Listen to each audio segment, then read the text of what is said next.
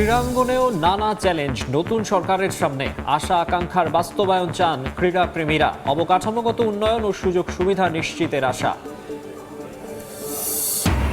কাল Bharat Pakistan super classico sold out. High voltage ম্যাচের ticket 3 থেকে 4 গুণ বেড়েছে হোটেল ও বিমানের ভাড়া।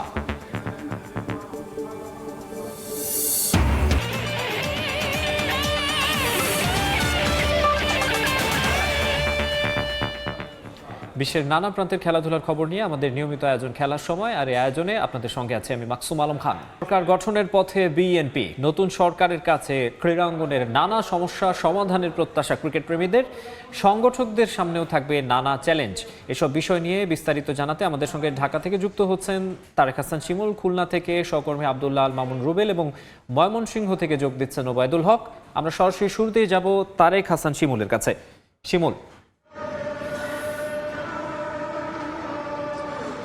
212 আসনে বিজয়ী হয়ে কিন্তু সরকার গঠন করতে যাচ্ছে বিএনপি, এবং নতুন সরকার গঠিত হওয়ার সঙ্গে সঙ্গে কিন্তু ক্রীড়াঙ্গনেও অনেক বেশি প্রত্যাশা আমরা দেখতে পাচ্ছি। দর্শকদের সঙ্গে কথা হয়েছে এবং বিএনপি নিজেরাও আসলে তারা যে নির্বাচনী প্রচারণা চালিয়েছে তখন আসলে ক্রীড়া বান্ধব একটি সরকার গঠনের প্রতিশ্রুতি দিয়েছিল, এবং ক্রীড়া বান্ধব সরকার গঠনের সঙ্গে সঙ্গে ক্রীড়াঙ্গনে যেই উন্নতি কিংবা যে অবদানগুলো রাখা দরকার, যেই জায়গাগুলোতে অনেক ঘাটতি রয়ে গেছে, সেটা শুধুমাত্র ক্রিকেট কিংবা ফুটবলকে কেন্দ্র করেই নয়, বিভিন্ন যেই ফেডারেশনগুলো রয়েছে এবং কি অন্যান্য যেই খেলাধুলাগুলো রয়েছে সেই খেলাধুলাগুলোর দিকে কিন্তু বিশেষ নজর দেওয়ার কথা আমরা তাদের কাছ থেকে শুনেছি, এবং দর্শকরা সেটা প্রত্যাশা করছেন যে তারা আসলে যেহেতু ক্ষমতায় আসছে নিরঙ্কুশভাবে সেই জায়গা থেকে বেশি অবদান তাদের কাছে প্রত্যাশিত থাকবে। কারণ বিএনপির নীতি নির্ধারণী বা উচ্চ পর্যায়ে যারা রয়েছেন তারা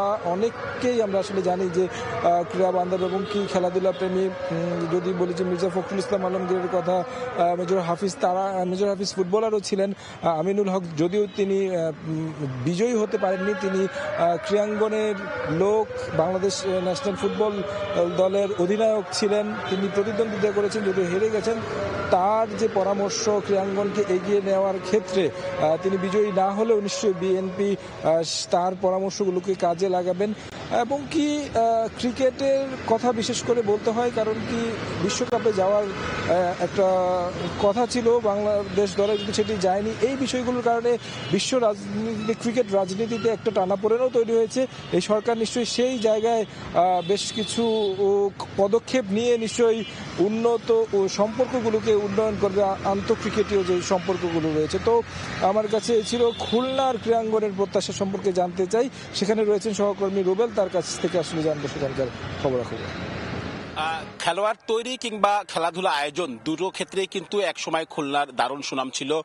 খুলনায় একটি আন্তর্জাতিক স্টেডিয়ামও রয়েছে, যে স্টেডিয়ামটি খুলনা সহ দক্ষিণ পশ্চিমাঞ্চলে একমাত্র আন্তর্জাতিক স্টেডিয়াম। কিন্তু দুঃখের কথা, এখানকার ক্রীড়ামন্ত্রীরা যেটা আমাদেরকে জানান সেটা হচ্ছে গত প্রায় এক যুগের বেশি সময় ধরে এই স্টেডিয়ামটি কিন্তু একেবারে অবহেলিত অবস্থা রয়েছে এবং এখানে কোনো আন্তর্জাতিক ম্যাচ হয়নি। জানিয়ে রাখি, খুলনার যে ক্রিকেট খেলোয়াড় তৈরির যে ইতিহাস রয়েছে, খুলনা বিভাগ থেকে একসময় জাতীয় দলের 6-7 জন স্কোয়াডে থাকতেন, সেই সোনালিও কিন্তু এখন অতীত হয়ে গিয়েছে।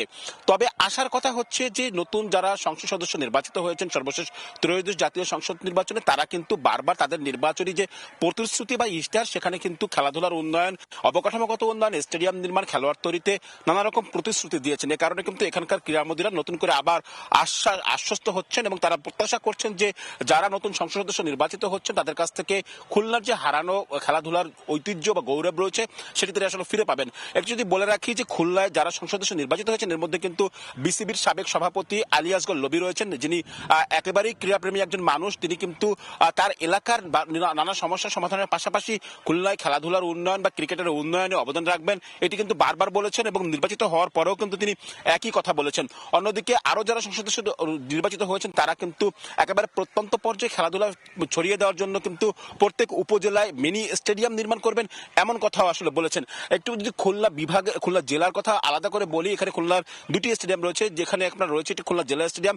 এই স্টেডিয়ামে কিন্তু স্থানীয় যে খেলাধুলা সেটিও কিন্তু দীর্ঘদিন ধরে নানা প্রকার প্রতিবন্ধকতার মধ্যে রয়েছে, এবং এখানে ক্রিকেট লিগ সহ অন্যান্য লিগের খেলাধুলাও কিন্তু নিয়মিত আয়োজন হয় না। সর্বশেষ ক্রিকেট লিগ এখানে কবে আয়োজন হয়েছে খেলোয়াড়রাও কিন্তু আসলে অনেক সময় মনে করে বলতে পারছেন না। এখানকার সাংগঠনিক দুর্বলতাকেই তারা আসলে কারণ হিসেবে বলছেন। তবে এই নতুন যারা সংসদ সদস্য নির্বাচিত হয়েছেন তাদের কাছে তাদের প্রত্যাশা থাকবে যে তারা এই খেলাধুলার উন্নয়নের জন্য অবকাঠামোগত যেসব জায়গা রয়েছে সেসব জায়গায় কাজ করবেন, এবং সাংগঠনিক দক্ষতা ক্রীড়া মন্ত্রীরা আশা করছেন যে এই সমস্ত নতুন সংসদ সদস্যরা সেই জায়গাটিতে আসলে কাজ করবেন। আমরা যদি একটু যেমনটি আসলে বলছিলাম যে বিসিবির সাবেক সভাপতি আলী আসগর লবি, তিনি একসময় বিসিবির সভাপতি ছিলেন, এবং তিনি কিন্তু এই খুলনাতে যে স্টেডিয়ামটি রয়েছে আন্তর্জাতিক স্টেডিয়াম, সেটি কিন্তু তার হাত ধরেই কিন্তু আন্তর্জাতিক স্টেডিয়ামের পথ চলা শুরু হয়েছে, এবং বিগত 10-12 বছরে এই স্টেডিয়ামে আন্তর্জাতিক খেলা তো দূরের কথা, এখানে জাতীয় লিগের খেলাও হয় না। তিনি কিন্তু আসলে তার নির্বাচনী ইশতেহারে তার এলাকার উন্নয়নের পাশাপাশি এই স্টেডিয়ামটির অবকাঠামো উন্নয়ন এবং আন্তর্জাতিক ম্যাচ আনার জন্য যা যা প্রয়োজন সেটি আসলে করবেন বলে জানিয়েছেন। অন্যদিকে খুলনাতে বিসিবির একজন পরিচালক রয়েছেন, তিনি আসলে সংসদ সদস্যর যিনি নির্বাচিত হয়েছেন খুলনা 4 আসনে আজিজুল বারী হেলাল, তার খুব কাছের মানুষ রয়েছেন, এবং তিনিও কিন্তু তার জায়গা থেকে আসলে বলেছেন যে খুলনায় খেলাধুলার উন্নয়নে যা যা প্রয়োজন নতুন সংসদ সদস্য হিসেবে সেটি আসলে তিনি করবেন। পাশাপাশি ফুটবলের কথা যদি একটু বলে রাখি, ফুটবলেও কিন্তু দীর্ঘদিন খেলাধুলা হয় না, এখানে ফুটবলেরও উন্নয়ন ডেভেলপমেন্ট এবং বয়সভিত্তিক খেলাধুলায় কাজ করার কথা আসলে জানিয়েছেন নতুন নির্বাচিত সংসদ সদস্যরা। তো আমার কাছে এই ছিল খুলনা থেকে খেলাধুলার অবকাঠামোগত সমস্যা বা প্রতিশ্রুতি নিয়ে। সবশেষে আমরা একটু ময়মনসিংহে যাব, সেখানকার রয়েছেন আমাদের সহকর্মী ওবায়দুল হক, তার কাছে সেখানকার খবর শুনবো। ময়মনসিংহের ক্রীড়াঙ্গন একসময় ছিল দেশের অন্যতম একটি প্রাণবন্ত স্থান, কিন্তু বিগত বছরগুলোতে এখানে নানান ধরনের সংকট, অব্যবস্থাপনা এবং পৃষ্ঠপোষকতার অভাবে আগের সেই জৌলুস কিন্তু হারিয়েছে। এবং তবে যে যারা সদ্য বিজয়ী সংসদ সদস্য হয়েছেন তারা এই খাতকে পুনর্জাগরণের প্রতিশ্রুতি কিন্তু দিয়েছেন। ময়মনসিংহের আমি যেখানে আছি, এই ময়মনসিংহ জেলা স্টেডিয়াম, একটি স্টেডিয়াম রয়েছে শুধুমাত্র ফুটবল খেলার জন্য। এখানে প্রিমিয়ার লিগ হলেও এখন কিন্তু সেটিও বন্ধ রয়েছে। এখানে মাঠ অসমান সহ নানান ধরনের অবকাঠামোগত সংকট রয়েছে। সেই সাথে ময়মনসিংহের যে জেলা ক্রীড়া সংস্থার অধীনে যে থাকা মাঠ এবং স্টেডিয়ামগুলোর অনেকগুলোই কিন্তু জরাজীর্ণ অবস্থা। আধুনিক ট্র্যাক, জিমনেশিয়াম, সুইমিং পুল কিংবা ইনডোর সুবিধার অভাব রয়েছে। উপজেলা পর্যায়ে মানসম্মত খেলার মাঠ সংকুচিত হয়ে যাচ্ছে।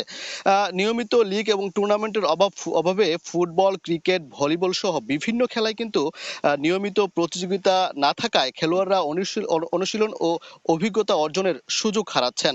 সেই সাথে প্রশিক্ষক ও কারিগরি সহায়তার ঘাটতি, আধুনিক প্রশিক্ষণ পদ্ধতি, লাইসেন্সধারী কোচ ও ফিটনেস ট্রেনের অভাবে কিন্তু প্রতিভাবান ক্রিকেটাররা জাতীয় পর্যায়ে উঠে আসতে পারছে না। তবে যারা এবার নির্বাচিত হয়েছেন, বিশেষ করে বিএনপির যে সংখ্যাগরিষ্ঠতা রয়েছে ময়মনসিংহে, তারা কিন্তু এই খাতকে বিশেষভাবে নজর দেওয়ার কথা বলছেন। কেননা তারা বিজয়ী প্রার্থীরা ক্রীড়াঙ্গনকে যুব উন্নয়ন ও সামাজিক ইতিবাচক পরিবর্তনের হাতিয়ার হিসেবে দেখছেন। তারা বলছেন যে ময়মনসিংহে একটি বিভাগীয় স্টেডিয়াম করার কথা জানিয়েছেন, সেই প্রতিশ্রুতি তারা দিয়েছেন। পাশাপাশি আধুনিক ইনডোর কমপ্লেক্স নির্মাণের কথা তারা দিচ্ছেন, এবং স্কুল পর্যায়ে খেলাধুলাকে বাধ্যতামূলক করার কথা তারা বলছেন। সবকিছু মিলিয়ে তারা যে প্রতিশ্রুতি দিচ্ছেন তাতে এই ক্রীড়াঙ্গনে নতুন করে পুনর্জাগরণ তৈরি হবে বলে ক্রীড়া মন্ত্রীরা মনে করছেন। তো এই ছিল ময়মনসিংহ থেকে আমার কাছে সবশেষ।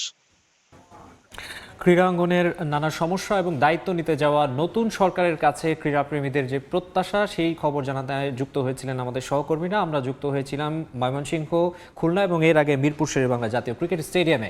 এবারে জানাবো টি-20 বিশ্বকাপের খবর। সমস্ত বিতর্ক আর জল্পনা কল্পনার অবসান ঘটিয়ে অবশেষে মাঠে গড়াতে যাচ্ছে ক্রিকেট ক্লাসিকো। রোববার কলম্বোয় মুখোমুখি হবে ভারত পাকিস্তান। ম্যাচ শুরু হবে সন্ধ্যা 7:30টায়। এই ম্যাচ ঘিরে বাড়তি রোমাঞ্চ থাকে ক্রিকেট বিশ্বে। আর সবশেষে এশিয়া কাপের হ্যান্ডশেক ও ট্রফি ইস্যুর পর মাঠের উত্তেজনা তুঙ্গে। টি-20 বিশ্বকাপে মুখোমুখি দেখায় পরিষ্কার আধিপত্য ভারতের। তাদের 7 জয়ের বিপরীতে মাত্র একবার জিততে পেরেছে পাকিস্তান। ব্যাটিং সামর্থ্যের বিচারে বেশ এগিয়ে ইন্ডিয়া। স্পিন দিয়েই প্রতিপক্ষকে ঘায়েল করতে চাইবে দু দল, যদিও কলম্বোতে রয়েছে বৃষ্টির শঙ্কা।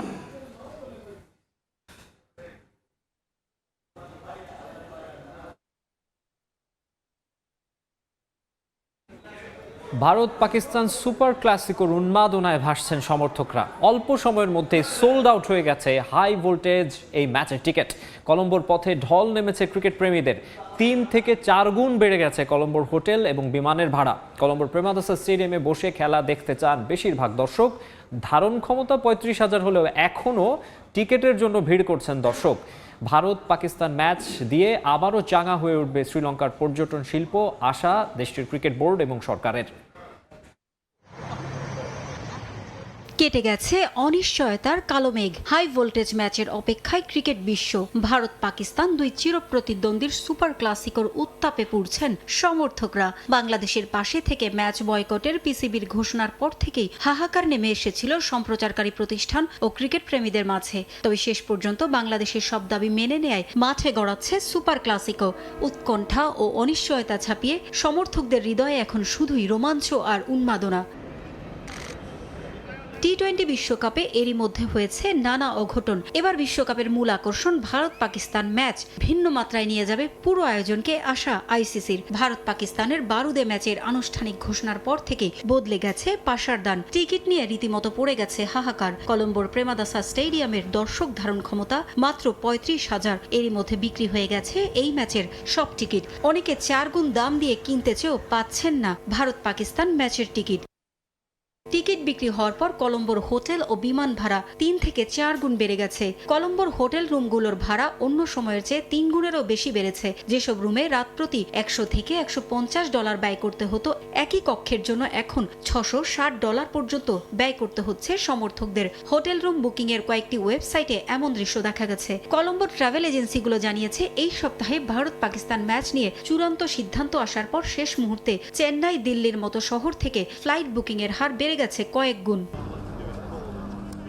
চেন্নাই থেকে কলম্বো যেতে লাগে ঘন্টা দেড়েকের মতো, কিন্তু অল্প দূরত্বের এই ভাড়াও লাগামহীনভাবে বেড়ে চলেছে। চেন্নাই থেকে কলম্বো যেতে এখন $623 থেকে $756 পর্যন্ত এবং দিল্লি থেকে বিমানের ভাড়া 50% বেড়ে দাঁড়িয়েছে $666। এরই মধ্যে বুক হয়ে গেছে হোটেল। বেশিরভাগ সমর্থকই অল ইনক্লুসিভ প্যাকেজে $1,500 থেকে $2,000 ব্যয় করে আসছেন। ক্ষেত্র বিশেষ বাড়ছে টিকিট, হোটেল ও ফ্লাইট ভাড়া। শ্রীলঙ্কার বৈদেশিক মুদ্রা আয়ের তৃতীয় বৃহৎ খাত পর্যটন। তবে নৈসর্গিক দৃশ্যের চেয়ে এই মুহূর্তে ভারত পাকিস্তান ম্যাচ উপভোগ করতেই শ্রীলঙ্কায় পা রাখছেন বেশিরভাগ পর্যটক। সাম্প্রতিক সময়ে প্রাকৃতিক দুর্যোগ ও নানা কারণে হওয়া ক্ষতি এই ম্যাচের আয় দিয়ে কাটিয়ে ওঠার আশা দেশটির সরকারের। পারভিন আক্তার, সময় সংবাদ। আবারও স্বাগত খেলার সময়। লা লিগার খবর। পয়েন্ট টেবিলের শীর্ষে ওঠার সুযোগ রিয়াল মাদ্রিদের সামনে। ঘরের মাঠে রিয়াল সোসিয়েদাদকে হারালেই বার্সাকে টপকে টেবিল টপার হবে লস ব্ল্যাঙ্কোস। সান্তিয়াগো বার্নাবেউতে ম্যাচ শুরু হবে রাত 2টায়। অনিশ্চয়তার অবসান ঘটিয়ে এই ম্যাচে শুরুর একাদশেই থাকবেন অল হোয়াইট তারকা কিলিয়ান এমবাপে। 2 দিন বিশ্রামে থেকে শুক্রবার দলের সঙ্গে অনুশীলন করেছেন এই ফরাসি স্ট্রাইকার। জ্বর থেকে সেরে ওঠা স্কোয়াডে ফিরেছেন রাউল অ্যাসেন্সিও। তবে সোসিয়েদাদ ম্যাচে পাওয়া যাবে না জুড বেলিংহাম, রদ্রিগো আর এডার মিলিতাওকে। যদিও পরীক্ষাটা সহজ হবে না অল হোয়াইটদের জন্য। সব প্রতিযোগিতা মিলিয়ে সোসিয়েদাদ অপরাজিত রয়েছে শেষ 11 ম্যাচে। গত মাসে বার্সেলোনাকে হারিয়েছে তারা। রিয়াল কোচ আরবেলোয়া শিষ্যদের এই ব্যাপারে সতর্ক করেছেন। আবারও স্বাগত খেলার সময়। মিলানো কর্টিনা 2026 শীতকালীন অলিম্পিকের পর্দা নামতে আর মাত্র কয়েকদিন বাকি। আগামী 22 ফেব্রুয়ারি ইতালির ঐতিহাসিক ভেরোনা অ্যারেনায় অনুষ্ঠিত হবে গেমসের জমকালো সমাপনী অনুষ্ঠান। ইতিহাসের সাক্ষী এই প্রাচীন রোমান অ্যাম্ফি থিয়েটারকে ঘিরেই এখন চলছে শেষ মুহূর্তের ব্যস্ততা। 2000 বছরের প্রাচীন ইতিহাস আর আধুনিক ক্রীড়াশৈলীর এক অপূর্ব মেলবন্ধন হতে যাচ্ছে ইতালির ভেরোনা শহরে। মিলানো কর্টিনা 2026 শীতকালীন অলিম্পিকের সমাপনী আসর বসার অপেক্ষায় এখন প্রহর গুনছে ঐতিহাসিক অ্যারেনা ডি ভেরোনা। শুক্রবার থেকেই ভেন্যুটিকে সাজিয়ে তোলার মহাযজ্ঞ শুরু করেছেন কর্মীরা। গেমসের এই বিদায়ী অনুষ্ঠানের নাম দেওয়া হয়েছে বিউটি ইন অ্যাকশন। প্রাচীন এই স্থাপনার চারপাশ ঘিরে ভারী সব ক্রেনের আনাগোনা। আলোকসজ্জা থেকে শুরু করে অত্যাধুনিক কারিগরি যন্ত্রপাতি বসানোর কাজে এক মুহূর্তের ফুরসত নেই নির্মাণ ক্রুদের। ভেন্যুর মূল প্রবেশপথে শোভা পাচ্ছে বর্ণিল সব অলিম্পিক ব্যানার, যেখানে বড় অক্ষরে লেখা it's Verona, it's your vibe. এরেনার ভেতর জোর কদমে প্রস্তুতি চললেও বাইরে পর্যটকদের আগ্রহে বিন্দুমাত্র ভাটা পড়েনি। নিরাপত্তা বেষ্টনীর ওপার থেকেই ঐতিহাসিক এই মুহূর্তটিকে ক্যামেরাবন্দি করতে ভিড় করছেন শত শত দর্শক। ইতালির সাংস্কৃতিক ঐতিহ্যের সঙ্গে অলিম্পিকের এই সমন্বয় যেন মুগ্ধ করছে সবাইকে। প্রথা অনুযায়ী এই সমাপনী অনুষ্ঠানেই অলিম্পিক পতাকা আনুষ্ঠানিকভাবে হস্তান্তর করা হবে পরবর্তী আয়োজক দেশ ফ্রান্সের হাতে। 2030 সালে শীতকালীন অলিম্পিকের পরবর্তী গন্তব্য ফরাসি আল্পস। সব মিলিয়ে ইতালির ক্রীড়া শ্রেষ্ঠত্ব আর শৈল্পিক আভিজাত্যের মধ্য দিয়েই পর্দা নামবে এবারের শীতকালীন অলিম্পিকের, যার সাক্ষী হতে এখন বিশ্ববাসীর নজর প্রাচীন এই রোমান অ্যাম্ফি থিয়েটারে। নিয়ন মুহাইমিন, সময় সংবাদ। বরফের রাজ্যে এখন গতির লড়াই। মিলান কর্টিনা 2026 শীতকালীন অলিম্পিকের উত্তেজনায় কাঁপছে ইতালি। তবে কর্টিনা দ আম্পেজোতে যাওয়া দর্শকদের কাছে অলিম্পিক মানে কেবল জয় পরাজয় নয়, বরং তার চেয়ে অনেক বেশি কিছু। খেলার মাঠের বাইরেও তাদের সময় কাটছে দারুণ। নানা দেশের মানুষের সম্মিলনে পূর্ণতা পেয়েছে শীতকালীন অলিম্পিক্স। ইতালির আল্পস পর্বতমালার কোলে আয়োজিত মিলান কর্টিনা অলিম্পিক এখন ক্রীড়াপ্রেমীদের তীর্থস্থান। বিশ্বসেরা অ্যাথলিটদের শ্বাসরুদ্ধকর লড়াই দেখতে এখানে জড়ো হয়েছেন হাজারো মানুষ। কিন্তু দিনের আলো ফুরিয়ে আসতেই কর্টিনা দো আম্পেজোর চিত্রটা বদলে যায় একদম ভিন্ন রূপে। স্কিঢালের উত্তেজনা শেষে পর্যটকদের গন্তব্য হয় শহরের বর্ণিল ক্যাফে, বার, পাব আর পাহাড়ের চূড়ার লজগুলোতে। অলিম্পিকের আমেজে রাতভর খোলা থাকে এই আড্ডার জায়গাগুলো, যেখানে ইতালির ঐতিহ্যবাহী ওয়াইন আর স্থানীয় আলপাইন খাবারের স্বাদ নিতে মেতে ওঠেন সবাই। আমি সকালে ঢালে স্কিং করতে গিয়েছিলাম, যা ছিল দারুণ। কিন্তু এখানকার সন্ধ্যাগুলো অবিশ্বাস্য রকমের সুন্দর, আর এখানকার ইতালিয়ান ওয়াইন এক কথা চমৎকার। আমরা এখানে প্রতিটা রাত উৎসবের মধ্য দিয়ে কাটাচ্ছি। মনে হচ্ছে জীবনের সেরা মুহূর্তগুলো কাটছে আমাদের। নিজের দেশের পাশাপাশি আমরা অন্যদের খেলাগুলো দেখেও মজা করছি। এটা অসাধারণ অভিজ্ঞতা। এখানে ভাষা বা দেশের সীমানা হয়ে পড়েছে তুচ্ছ। গ্যালারিতে একে অপরের প্রতিদ্বন্দ্বী হলেও সন্ধ্যার আড্ডায় সবাই এখন বন্ধু। খেলার উত্তাপ ছাপিয়ে এখানে প্রাধান্য পাচ্ছে একে অপরকে জানার আগ্রহ। মানুষে মানুষে এই সৌহার্দ্য বিনিময়টাই তো অলিম্পিকের আসল উদ্দেশ্য। সারা বিশ্বের মানুষের সাথে দেখা করার এই সুযোগটা সত্যিই দারুণ। মজার ব্যাপার হলো আমরা দিনভর একে অপরের দেশের হয়ে গলা ফাটাচ্ছি, আবার দিন শেষে আড্ডা দিতে দিতে একে অপরের খুব কাছের মানুষ হয়ে উঠছি। খেলার মাঠের জয় পরাজয় হয়তো রেকর্ডের পাতায় লেখা থাকবে, কিন্তু কর্টিনার এই হিমশীতল রাতে তৈরি হওয়া উষ্ণ বন্ধুত্বগুলো পর্যটকদের মনে থেকে যাবে আজীবন। নিয়ন মুহাইমিন, সময় সংবাদ। খেলার সময় শীর্ষ সংবাদ জানিয়ে দিচ্ছে আরেকবার। ক্রীড়াঙ্গনেও নানা চ্যালেঞ্জ। নতুন সরকারের সামনে আশা আকাঙ্ক্ষার বাস্তবায়ন চান ক্রীড়া প্রেমীরা। অবকাঠামোগত উন্নয়ন ও সুযোগ সুবিধা নিশ্চিতের আশা। কাল Bharat Pakistan super classico sold out. High voltage ম্যাচের টিকিট 3 থেকে 4 গুণ বেড়েছে হোটেল ও বিমানের ভাড়া। এবং রাতে লা লিগায় রিয়াল সোসিয়েদাদের মুখোমুখি হবে রিয়াল মাদ্রিদ। শুরুর একাদশে থাকছেন এমবাপে। বড় জয়ে শীর্ষে ওঠার লক্ষ্য কোচ আরবেলোয়ার।